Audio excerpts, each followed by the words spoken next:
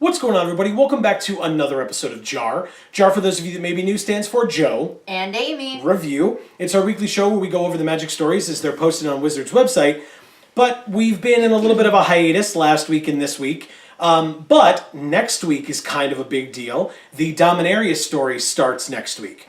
And so what we wanted to do this week is, and we mentioned it last week, we teased it a little bit as well, is we want to give you our Dominaria knowledge. Just a little bit of an introduction to what you can expect on this show for the next 12 weeks. Because if you haven't heard, 12 weeks of Dominaria stories. Awesome. Really, really awesome. But you would probably like to know, Dominaria is a big deal in the Magic story. And I'm sure that there are people watching this who have a range of Dominaria knowledge. Whether you read all the novels, and you know, in passing, but remember enough of them, whether you've memorized them and studied them like they're historical texts, or whether you know nothing about Dominaria and you're just going to be along for the ride, and kind of everything in between.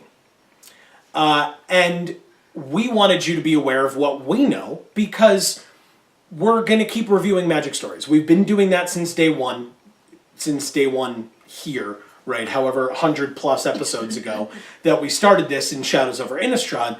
But we want you to be aware of where our knowledge lies. In terms of Magic story, our knowledge lies in terms of Khans of Tarkir and Magic origins. That's really where our journey through the Magic stories began, and that's where we kind of, from that moment until the present day, we have read every Magic story. We have reviewed most of them, like I said, since Shadows over Innistrad. And so you can go back and see our opinions on it from day one for Shadows until today. But in general, but that has nothing to do with Dominaria. Correct. Just know that that's where our knowledge from the Magic stories lies.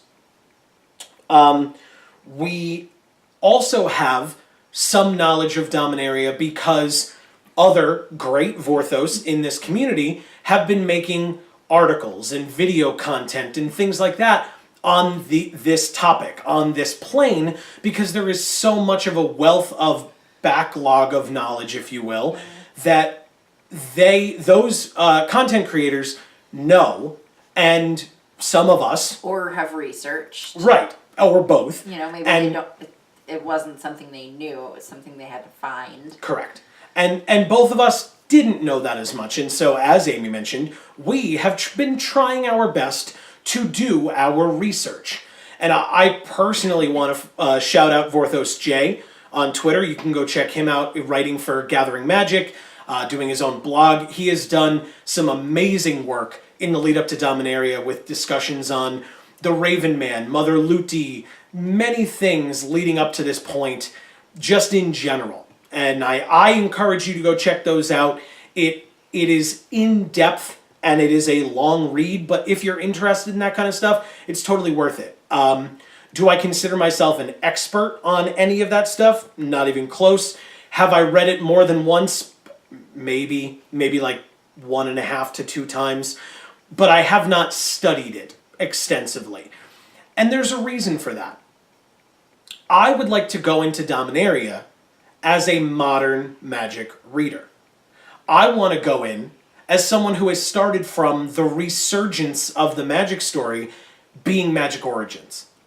I want to go in and I want to say, yeah, we're returning to Dominaria, and these characters are iconic, but I want to know how approachable these stories are for a new reader. Because ideally, if, like we talked about last week, if Wizards is bringing someone like Martha Wells in on this, and other sci-fi writers presumably into the future, right, or fantasy writers or what have you, hopefully they're hoping for some cross-promotion in terms of fans. Hopefully some of Martha's fans can come to us, some of our fans can start reading Martha's personal works as well. And if that's the case, your Dominaria stories need to be accessible to someone who has no backlog of knowledge, let alone in the Gatewatch.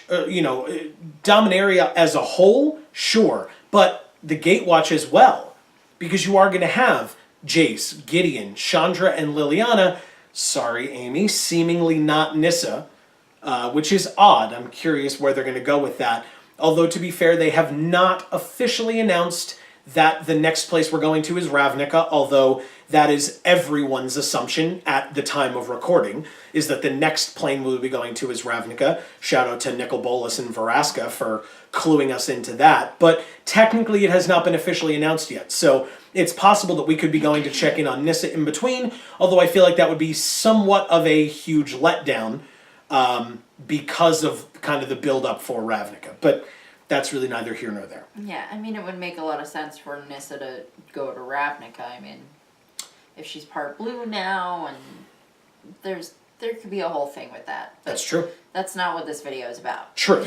And so, to get back to Dominaria, we just want all of you to be aware that while we are aware of these iconic characters from Dominaria, characters like Teferi, Jaya, Joyra, Karn, etc., we're aware of them, but we do not consider ourselves to be experts. We do not consider ourselves to have a ton of back knowledge on those things, and that's fine. If you are, and a story comes up that we review and we missed an Easter egg, and we maybe will hear it from, again, the prominent Vorthos on Twitter, on other social media platforms that may be discussing it, that's fine. But as always, with any of our videos, if you have some knowledge that you think we may have missed, you are always welcome to leave it in the comments.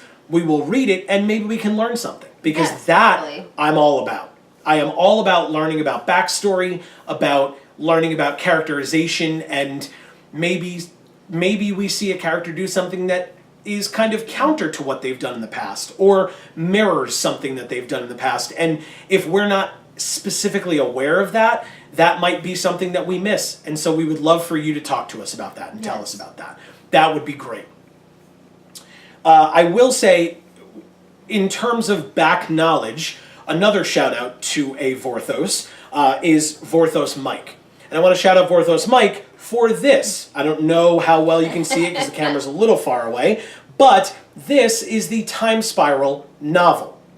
We have the Time Spiral novel, the Planar Chaos novel, and the Future Sight novel at the recommendation of Vorthos Mike because it was pretty easy to find them on Amazon, and we wanted to pick them up and just... And they're cheap. Yes, like $5 each or something like that? Yeah. At least it depends on the seller and whatnot, but yes. Yeah, they were average around $5 each. Right, and that was at the time that we purchased it. If they're not that much, we apologize. You know, hopefully, if you're interested in buying it up, you should be able to go out and get them, find them pretty cheap. We were able to, and we've read through them. I was able to get. They were in pretty good condition too, so I was happy. Yeah, and yes, I agree wholeheartedly. And they came quicker than I thought they would. Yes, and we've been reading them. Maybe I'm just plugging Amazon at this point, but they don't need any help. No, they don't.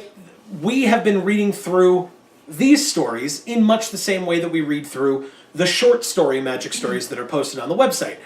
Now, we are not necessarily comfortable with doing a full review on the books at this point, but I can say, from my perspective, and I want you to voice your opinions as well on this, but I much prefer, as someone who started with the short stories, the online versions, and then moved backwards to the novels, I can say that I personally much prefer the short stories. I think that the novelizations are good. Don't get me wrong. I'm not hating it, and I am not going through being like, I don't want to read it, but it's, Time Spiral, so we have to. I'm still enjoying myself. The story is still compelling. The characters are still interesting. There are still good comedic moments, fight scenes, etc. to keep me engaged. yes. But it's frustrating because I feel like it's exhausting and it is so time consuming that with these short stories, it's a lot better because they are written with the intent of you read this one story and then you're going to wait a whole nother week to read the next one. So we're not leaving you on such a cliffhanger that you have to remember minute details of something that just happened. Whereas in the novel, if we go from one chapter to the next, and we're doing a chapter a sitting, which is kind of how we've been doing it time-wise, you kind of run into issues of like, wait, who is this person? Because they're introducing like 7 million different characters in the novel at a time, and you have to kind of juggle who's who, and is this a new character? Is it an old one that I'm just not remembering? Sometimes they have similar names, which makes it even more difficult to follow. Yes, who exactly. is who. Exactly. So that's my initial impression. That you may very well say, and you may be correct, Joe, that's novels in general, and that's fair. Yes. But in terms of reading them for the backstory in its connection to the world of Magic the Gathering, that's my personal opinion, is that I like the short story format that we are going with now, or that we have now, because it's a lot more easily digestible and retainable in terms of going week to week and remembering how the story works, because that's how it's been written, is with that intent. I don't know if you feel exactly... Go ahead, sorry. If you've seen previous JaARs of ours, then you already know, probably, that I much prefer short stories in general to novels, pretty much in any case. Personally, I feel that novels are time-consuming, overly descriptive, and I prefer the pace and the... Well, I prefer how concise a short story is. Yes. It has to be by its nature, which is awesome. They only tell you what you need to know. And so you pretty much, as you're reading it, can know... If you're reading a novel, you kind of have to almost visualize highlighting certain aspects of it in your head, right? Like as you're going through it, maybe there are certain parts that you want to stand out a little bit more to your memory than other parts because they're more important. And I feel like with a short story, you don't have to do that, because what you have is what would be the highlighted version, if that makes sense. Mm-hmm. Like just the highlighted aspects of a novel are your short story. Mm-hmm. So cutting out all the fluff. Yeah, kind of. yeah. And I mean, there's nothing wrong with colorful language or allegory or symbolism that's going to take up space and time and add a lot of dimension to your story, right? But that's why I really love analyzing the magic stories, because I still feel like, although they are short stories, that they still end up having a lot of that. Right. A lot of colorful language, a lot of allegory, a lot of symbolism, a lot of just things to analyze. You know, things that get inside your head. Things that make you think about what's right and wrong, what, you know, what's good and bad, what makes a good story and what makes a bad story. You know, and so if you can still do that with a short story, then you don't really need a novel, you know? And if it's good writing, then you should be able to still do it with a short story. Mm-hmm. So, I mean, that's always been my feeling, magic story or not. But I think that a lot of people could probably agree with me on that. And if you can't, then, you know, leave it in the comments, you know, say why. Mm-hmm. You know, say why novels are better if you want. Yeah, as always, teach us something, please.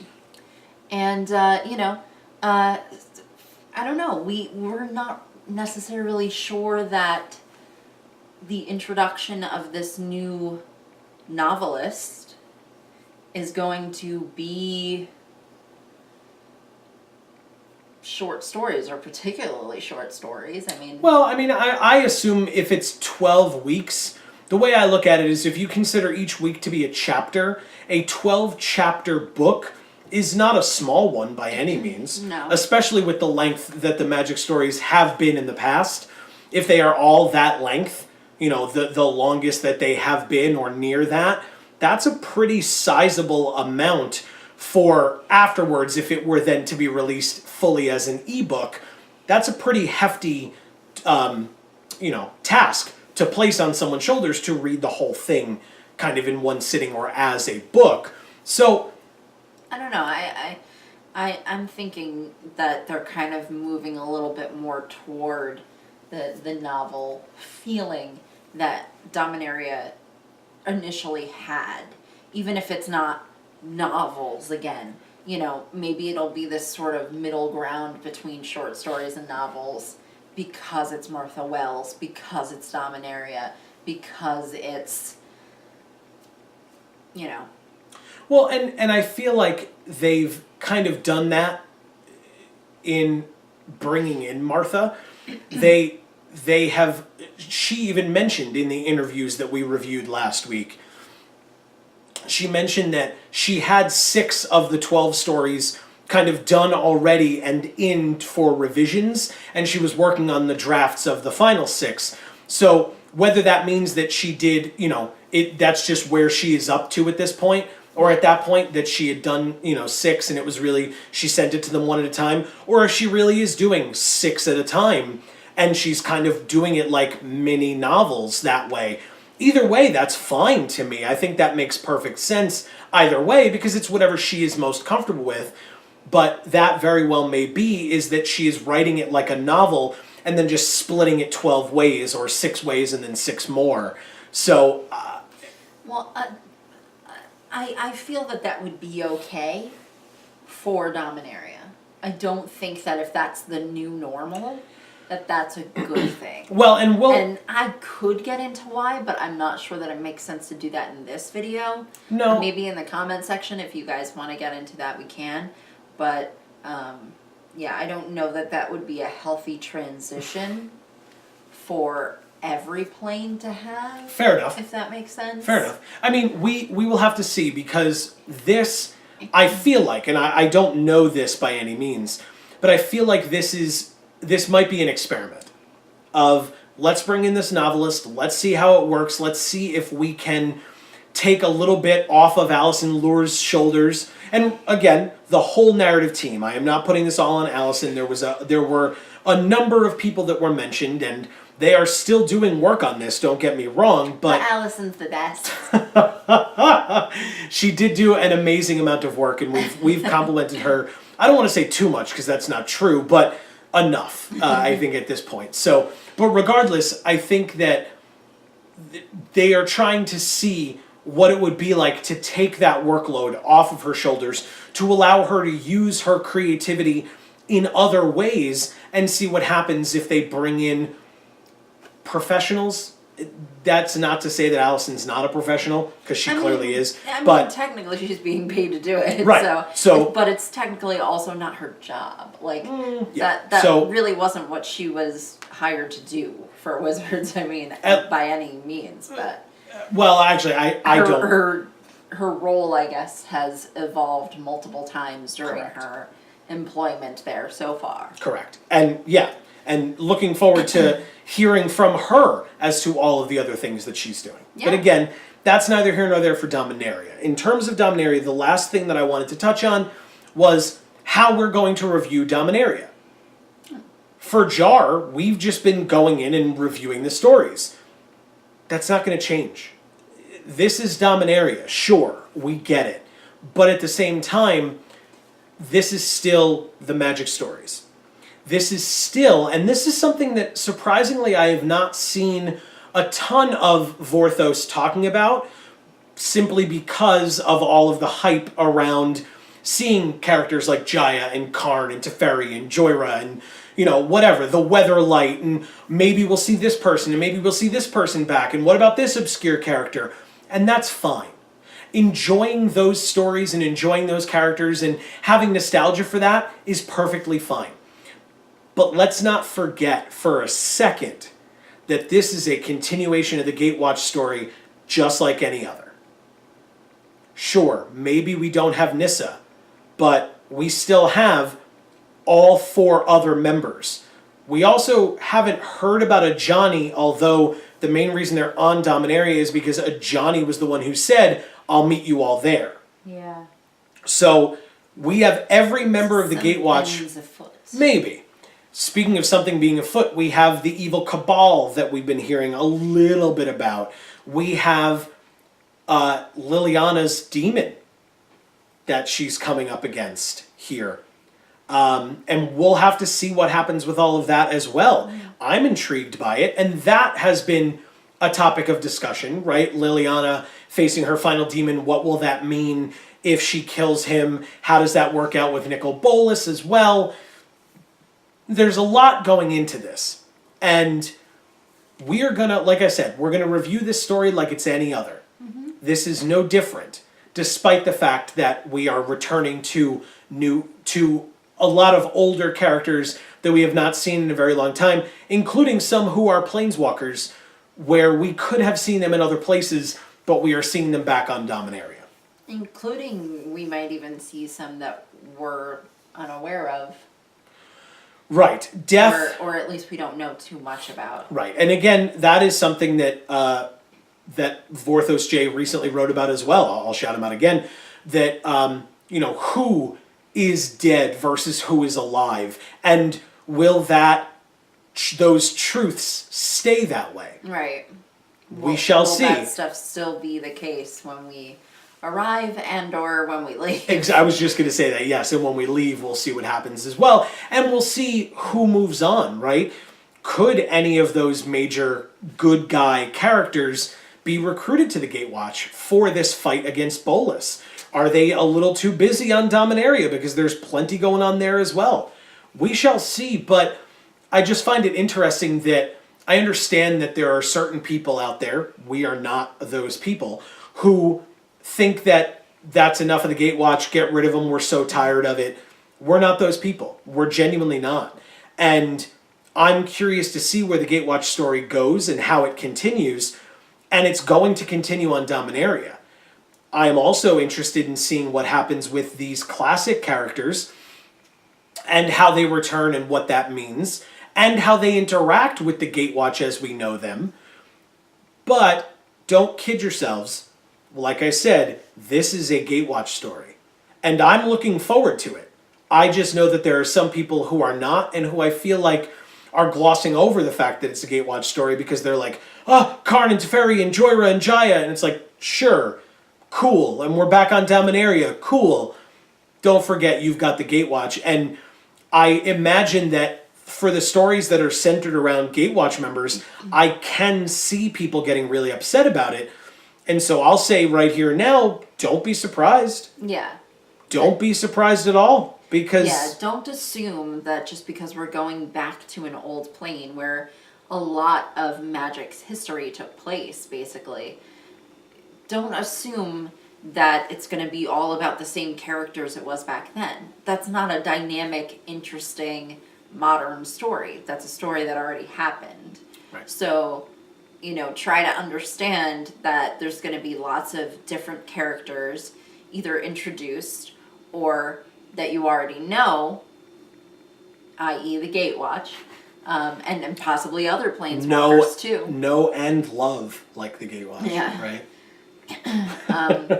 And just, understand that the story is still probably mainly about them and Nicol Bolas's plan and stuff like that overall. Right. I mean, probably. I don't know Probably. that we're right. I don't know how much of Bolas we're going to see this time around. I don't think we're going to see him at all. I mean see in terms of like they might discuss him among the Gatewatch members. We'll have to see where that goes. Because like I said, we are assuming, everyone is assuming, that Ravnica is the next stop after the core set, which is presumably not canonical sequentially. And we'll see how that plays in to the stories from now on, whether when the core sets come out, whether they will have their own set of stories, whether they'll be ignored, and we'll just continue on with the main set stories. We'll have to see, but I wanted to, in kind of going along with what Amy was just saying, I wanted to kind of cater expectations, because the other thing is I've seen a lot of people talking about very obscure characters. And you may have read novels like the Time Spiral books, or even from well before that, the Brothers' War, Phyrexian War, etc. And you may be very interested in, oh man, I hope they bring back this person or that person. In my opinion, I am not expecting a single person to return that they have not already told us is returning, because, like I said, they have other stories to tell. And so I'm catering my expectations to that. I don't necessarily expect to see anyone that is not the people that we've already had spoiled or the Gatewatch. And if we do, in my opinion, that's just the cherry on top. I won't be surprised, but I'm not expecting it going in, because then you're setting yourself up for disappointment. Yeah. And I don't think that's fair to do to Martha or the stories in general, to say, well, if I don't hear about so-and-so, I'm going to be pretty pissed off. You have to insert this character just because we want to hear about them. Right. Even though it really doesn't make sense for the scheme of not only the story, but the scheme of the history of the plane. Right. You know? Or whatever. Yeah. So that's something that has been going through my head a lot. And you have to realize too, like, the time frame where this is going to take place now. You know, a lot of time has passed since, you know, and I'm not talking about the time in years that have actually passed in reality. I'm talking about the amount of time that's passed from the last novel of Dominaria Future Sight, to the time that we'll be picking it up, which is Jay's planeswalking there. There's a big span of time in between there, and I'm not sure if anyone has specified what that number of years or whatever it is. I think they have. Is. I couldn't tell you offhand, but it's because of the Leave whole. it in the comments. Because of the mending situation, I believe it's around 60 years. I think that's extrapolated from something that Kelly Diggs has mentioned in the past. I wasn't sure if the novels left off around the time of the mending. Yeah, I believe so. Okay. I believe so. So, again, if I'm wrong, as always, correct me. That is not me saying this is what it is, no question. There are other people who are much more knowledgeable about this stuff than I am, so please feel free. And in fact, sure, I'm more than happy to mention him again. Vorthos J has a timeline out there, and you can definitely go check that out. That will answer that question relatively definitively for you as to when the last time was that we were truly here. Like I said, I believe it's 60 years, but don't quote me on it.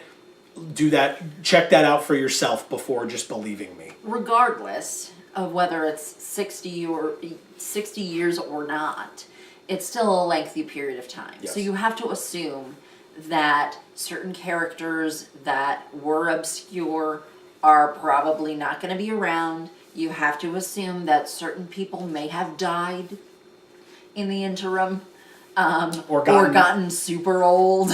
like Jaya. Yes. So, just have that in your mind. Give yourself that basis to work off of. Because otherwise, you're going to go in, all jolly for Dominaria, thinking that it's going to be, you're picking up the story right where you left off. And it's like, no, that's not what it's going to be. Yeah. So, But more importantly, enjoy it. Yeah. We're going back to Dominaria. It is nostalgia incarnate, right? that is what this is. This is, the set's not called Dominaria. It should be called nostalgia, right? It's the same thing for those of us who, look, I've said this many, many times, but I've been playing Magic the Gathering since the release of Urza's Saga. So I know a lot of these cards, right? I know a lot of these characters through their cards. I've been on Dominaria in card sets before. I just haven't been on Dominaria through the stories before, except now reading through these novels. And so I'm interested in seeing some of these characters as well, and seeing what they do with the art for these characters and the cards, obviously. Yeah. But more importantly, next week, we are back for part 1 of 12 of the Dominaria stories, written by Martha Wells. I am super excited to see how this works out. I can't believe that it's here. We've been waiting for this. I feel like for a really long time since they announced it, I've been like really excited. And so now we get to actually get into it. We on JaAR get to review stories about Dominaria, which when we started this, I would not have believed you if you had told me that that was the case. I'm really excited for it. Yes. I think that it's going to be great. I think that seeing a lot of, like I said, seeing a lot of these old characters is going to be awesome. And like I said, I hope that all of you cater your expectations, but that you're still excited, that you're still hyped, that you're still looking forward to it, whatever phrase you want to use. Yeah, look at it through fresh eyes too. Like realize I'm new to Dominaria entirely. So when I look at these stories, these are going to be characters who are new for me. Places that are new for me, experiences that, I haven't seen on other planes, things like that. Mm-hmm. So, I'm not saying to try to look at it through my eyes, but what I'm saying is, like, give yourself a chance to not have your expectations all the way over here when what you're getting is all the way over here. Not to say one is better or worse, but to say that they're just far apart. Yes. And I really appreciate the fact that Amy does not have the full, does not have really much backstory knowledge at all. We are reading the Time Spiral books that Like I've got, we said, but like we we haven't said. gotten super far yet. No. So I really appreciate that we will have that perspective as at least one half of this duo. Although, like I said, haven't really read much of the stories myself, so there's also stuff that I might not know, which is why I kicked it out to you guys and said, if you know something, let us know in the comments, as always. Right. Because, as always, we want it to be a discussion. yes. And a learning experience for us. Right. Tell us what we might have missed, because that will help us to better understand and appreciate the stories with all of you. Especially if there's fun Easter eggs. Right. But I also think that, like I said, it's very important to look at it from a modern perspective, a modern reader's perspective, and to see whether these stories are approachable for people who are not knowledgeable on the plane, because that's important. Yeah. Wizards is not making this set solely for people who have read every novel, because unfortunately there are not a lot of them. Yeah. But this will hopefully be a way to introduce people to Dominaria, and we hope it does a good job of it. Which also means that you guys should be cognizant of the fact that there's probably going to be a lot of backstory thrown in here, and therefore you're going to be sitting there. If you extensively know the backstory of Dominaria, you're going to be sitting there going,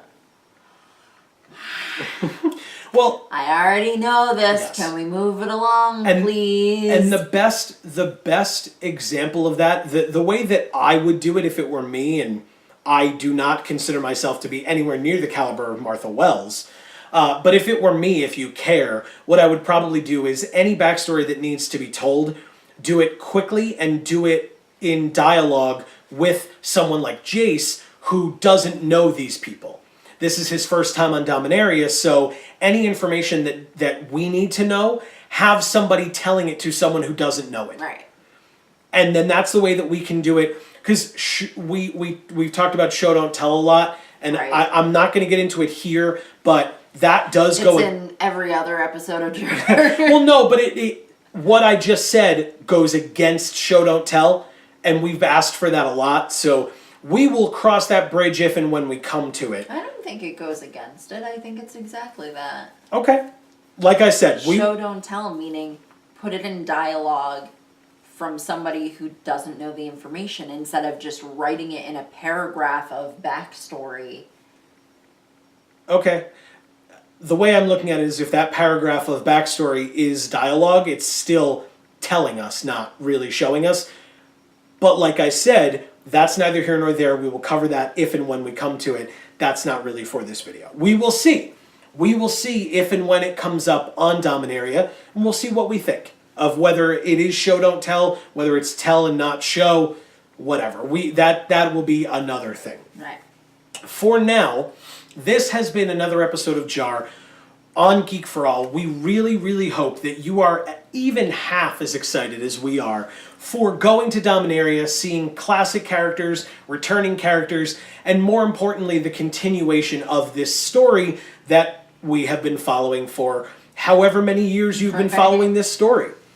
I think it'll be cool to see the older characters interact with the newer characters. 100%. 100%. And to see new characters get introduced on Dominaria to be included with all of those old characters that we know, newer characters that we know, and now newer characters that we don't know, right, and that we get to meet, and how that is going to work, because as we've seen, there's been some ups and downs with that, and I'm looking forward to seeing how Martha works out with that in conjunction with the R&D narrative team, R&D in general, right, etc. Especially since she wasn't part of the story team to begin with. She's Correct. an outsider coming in. Correct. So it'll be interesting to see which way she goes and how things like that develop. Yes, so please tune in next week. As always, the subscribe button is going to pop up over here. If you click that, you'll find out when all of our videos come out, including all of our JaAR episodes, which, spoilers, if the stories come out every Wednesday, JaAR comes out every Thursday. So definitely go read those stories and then tune in for JaAR the next day and see what we thought as well. Like I said, thank you guys so much for watching. I am looking forward to being back here next week, as well as the next 12 weeks, as we continue to show off our... #Vorthos Pride. 12 more to go. Thank you guys once again. This has been another episode of JaAR, like I said, on Geek for All. I have been Joe. And I'm Amy. And as we always say, guys, in whichever video of ours you watch next, we will see you all next time. Thanks, everybody.